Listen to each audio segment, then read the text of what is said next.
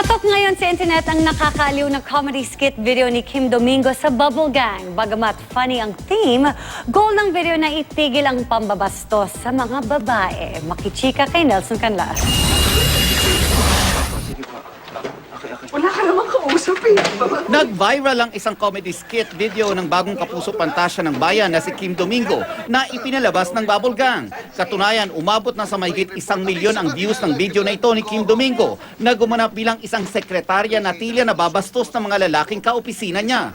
Para kay Kim, bagamat comedy ang presentasyon nila para makaaliw sa mga manonood, maliwanag daw ang mensahe nilang ipinaabot sa mga makakakita nito na kapag ang sitwasyon ay naging bastos, hindi na ito tama.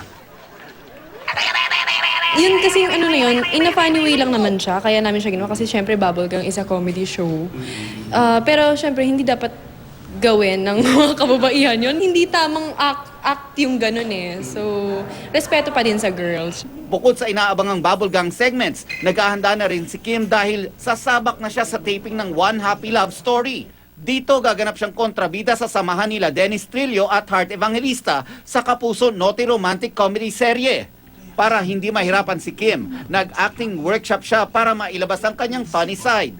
Dagdag pa ni Kim, hindi raw siya makapaniwala na makakatrabaho na niya ang mga taong iniidolo niya dati. Kasi dati napapanood ko lang sila, tapos ngayon syempre, sobrang nagulat ako na ito na makakatrabaho ko na sila.